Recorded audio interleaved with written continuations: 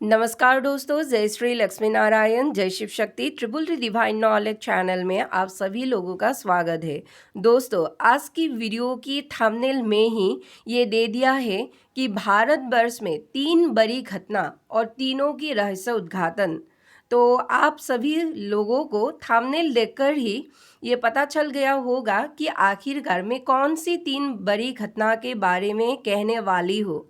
खैर, फिर भी मैं बता देती हूँ कि आज की वीडियो में काशी विश्वनाथ मंदिर के स्वर्ण शिखर पर देखा गया सफ़ेद उल्लू के बारे में, उज्जैन के महाकालेश्वर मंदिर में महाकाल के श्रृंगार से पहले महाकाल की श्रृंगार रूपी मुखौटे का गिरना और टोंक के श्री बद्रीनाथ मंदिर के शिखर पर तोता का देखना।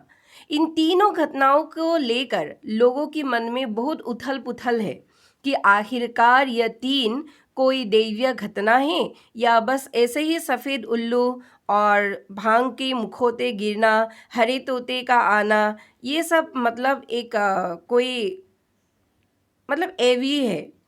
और रहा सवाल उज्जैन के महाकालेश्वर ज्योतिर्लिंग में महाकाल के श्रृंगार रूपी मुखौटे गिरना, तो आखिर इसके पीछे क्या कारण है? इन तीनों घटनाओं की रहस्य उद्घाटन ही आज की वीडियो की मुख्य सारांश है। अगर आप लोगों को ये वीडियो अच्छा लगे तो मेरी इस चैनल को सब्सक्राइब कर इस वीडियो को एक लाइक और एक शेयर अवश्य कीजिएगा। तो चलिए दोस्तों, वीडियो को कंटिन्यू करते हैं।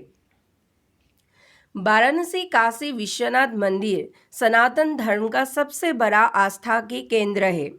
इसी मंदिर के स्वर्ण शिखर पर सफ़ेद उल्लू कुछ दिनों से बैठ रहा है।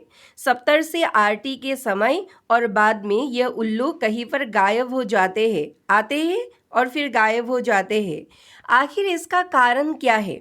इसका कारण यही है जनता कि सफ़ेद उल्लू माँ लक्ष्मी का वाहन है। कहते हैं सफ़ेद उल्लू का दर्शन अति दुर्लभ है, लेकिन आज कुछ दिनों से भारत लगातार यह चिंता में है।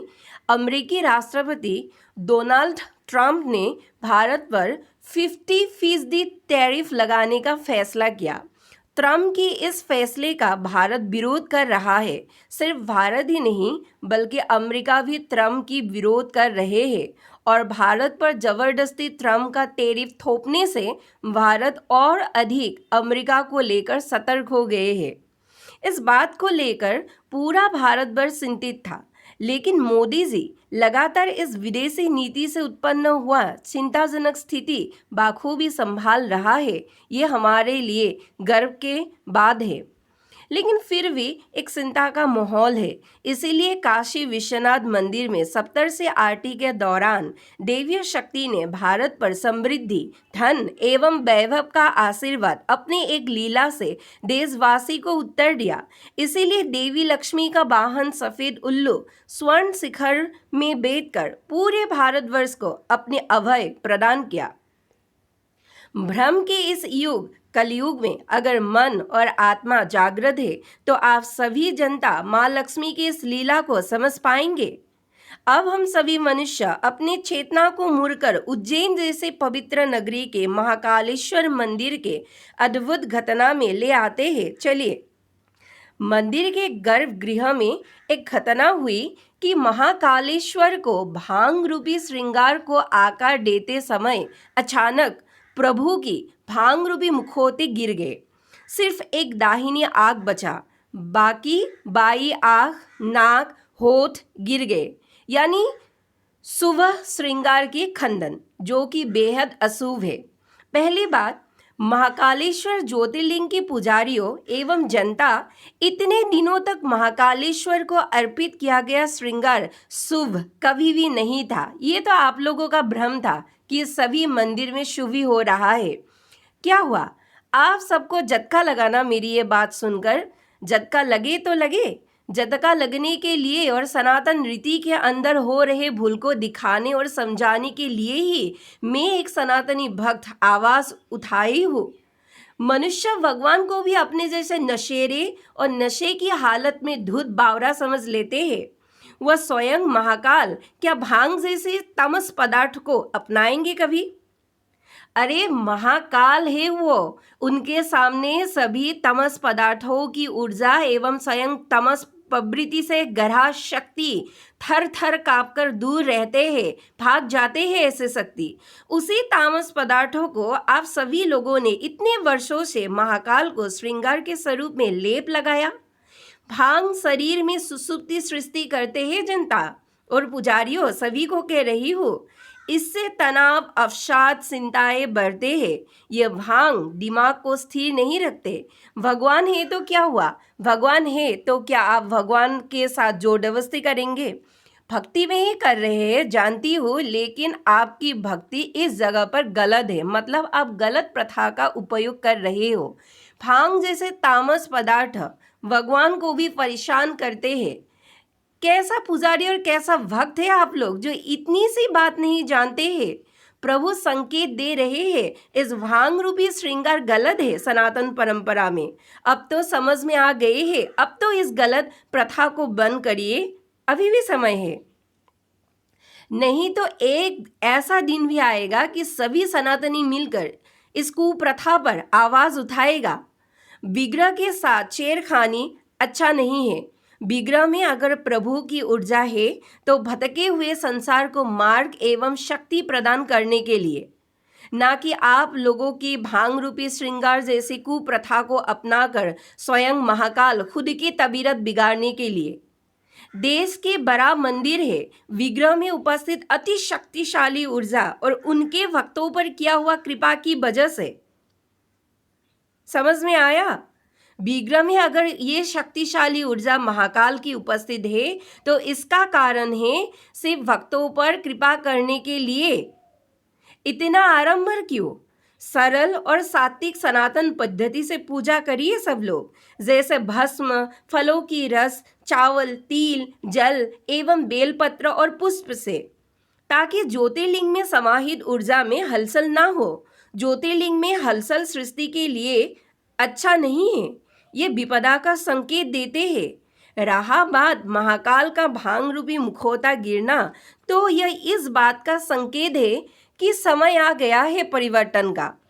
भगुए छोले ओढ़ कर धर्म के ज्ञान देने के आड़ में जो काली करतूत करते हैं ये बाबा लोग, एक प्रकार से अगर कहूँ तो महाकाल यही संदेश देना चाहते हैं कि सो कॉल्ड बाबा और सो कॉल्ड गुरुओं का असल रूप समाज में आने वाला है और सो कॉल्ड तांत्रिकों का मार्केट बंद होने वाला है। परिवर्तन की इस नवधारा में इन्हें सब की बात लगेगी, चोर है सबकी सब, क्योंकि इन लोगों ने अपना मन घड़ंत धर्म का गलत भाषण देकर बहुत लोगों के घर खराब किया है, घर को तुड़वाया है। दूसरों को कहते हैं माया मुंह में मत रहो, लेकिन आश्रम के अंदर या रात के अंधकार में खुद माया मोह के अधीन है ये सब। कुछ गुरुए तो अपने ज्ञान के मंच पर कॉमेडी करने आते हैं और भक्तों को भी कॉमेडी सिखाते हैं धर्म में खेलकर। ऐसे गुरुए ने तो सनातन धर्म के ज्ञान को ही कॉमेडी का रूप दे दिया और कुछ एक जनप्रिय गुरु तो धर्म की कॉमेडियन भाषण देने के लिए भगवान कृष्ण की तरह खुद को ही भगवान समझकर पैरों की दाली में छट जाते हैं और ज्ञान देते हैं। महाकाल का यही संकेत है कि बाबा, गुरु मंडली, तांत्रिक, प्रशासक या किसी भी देश के नेता एवं राष्ट्रपति को ही, मतलब राष्ट्रपति की दो मुखी चेहरे की पर्दाफाश होने वाला है। यह मैं नहीं कह रही हूँ, ये महाकाल का इशारा है जो पुजारियों के जरिए दुनिया को दिखाया है और आधे से ज़्यादा काम मंदिर में उपस्थित सीसीटीवी की फुटेज नहीं कर दी है। पढ़े लिखे हैं इतने तो मतलब आप सभी लोग जानते ही हैं। इन सब ने साधारण जनता को खूब भ्रमित किया, खूब पैसा कमाया और हमारे देश में गरीब मरते रहे। इन सभी ने भारतवर्ष पर कुंडली मारकर बैठ गया है। इस कुंडली को ही महाकाल अपना आकार देकर सीधा करेंगे। ज्योतिर्लिंग में भगवान शिव की दाहिनी आंख लिंग में रह जाने का मतलब यही है जनता कि महाकाल की दाहिनी आंख सत्यता का प्रतीक है। इसका मतलब यह है कि अब सारी दुनिया मिथ्या आडंबर को छोड़कर सत्यता की ओर अग्रसर करेंगे, सत्य के लिए आवाज उठाएंगे और यह देख पाएंगे कि क्या सत्य है और क्या मिथ्या है। और महाकाल की बाएं नेत्र में रजोगुण समाये हुए है, अर्थात सक्रियता और ईर्ष्या का बास उनके बाएं नेत्र में है। यानी कि लोगों के अंदर सक्रियता की कमी, एक प्रकार से महाकाल सबको जागृत होने की सलाह दे रहे हैं कि शत्रु पक्ष से चौकन्ना रहो, यहाँ तक रात भी जब सोने जाओ तब भी चौकन्ना रहो। बाई आंख का गिरना मतलब इच्छा की कमी। सुसुप्ति अवस्था में मत जाओ जनता, बल्कि अच्छा काम करने की और अच्छा प्रवृत्ति धारण करने की इच्छा को अपने हृदय के अंदर जगाओ। अब आया सवाल नाक और होठ का, इसका तो वह अलग ही कुंडली निकालना पड़ेगा। में भी कुछ सालों बाद महामारी जैसे आपदा पैदा होंगे देश पे, मतलब भारतवर्ष पे, क्योंकि महामारी होने से मरीजों को सांस लेने में दिक्कत होती है। और सांस किस चीज से लिया जाता है? नाक से ही तो लिया जाता है, मतलब नाक से ही तो आप सांस और मतलब सांस लेते हो। महाकाल का नाक का गिरना भविष्य में यही संकेत देता है। अभी तक तो ठीक है सब, धनलक्ष्मी के आशीर्वाद है भारतवर्ष पर, लेकिन फ्यूचर हु नोस। और महाकाल का होठ गिरना मतलब मेरे हिसाब से भविष्य में अकाल का स्थिति पैदा होना भारतवर्ष पर, लेकिन यह कुछ साल बाद ही होगा अगर मनुष्य अपने गलत कर्म से बाज ना आए तो। अब चलिए हम सबका मनुष्य चेतना थोड़ा सा तोंग के श्री बद्रीनाथ मंदिर के शिखर पर घुमाते हैं। अब तोंग के श्री बद्रीनाथ मंदिर के शिखर पर तोता दिखाई दिया है। आखिर इसका क्या गहरा राज हो सकता है?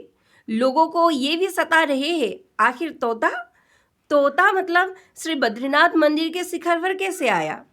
अब जो नास्तिक है तो आप सभी लोगों का मान्यता होगा तोते को लेकर कि इसका कोई वास्तविक आधार नहीं है।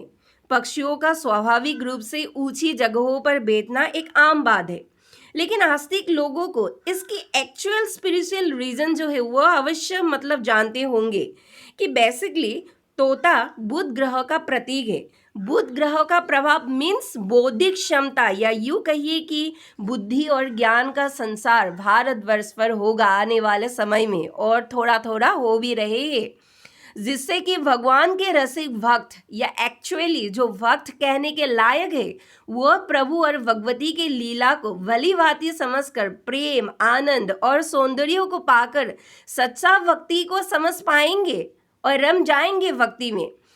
कैसे कैसे लीलाएं करते हैं भगवान। जनता, हरिहर और माँ लक्ष्मी ने तो अपने करुणा और लीलाओं का अद्भुत उदाहरण संसार के सामने प्रस्तुत किया इसी भरी कलयुग में, लेकिन क्या आप देखने में सक्षम हैं हरिहर और भगवती की लीला को? अब है प्रभु और भगवती प्रेमी भक्तों की बारी कि अपने कौन कौन से अच्छे और पुण्य कर्मों से आप सभी भक्त और खुद में भी प्रभु हरिहर और माता महालक्ष्मी को प्रसन्न कर सको। इनकी लीलाओं को देखकर तो मन में आनंद ही आ गया। और भक्तों, हमारे साथ भगवान और भगवती है, हम सभी के साथ है, ये जानकर आनंद में रहिए और सुकून का नींद लीजिए। लेकिन सावधान, ऐसा नींद लीजिए कि नींद में ही सक्रिय रह पाए आप सभी लोग। जय हरिहर। धन्यवाद।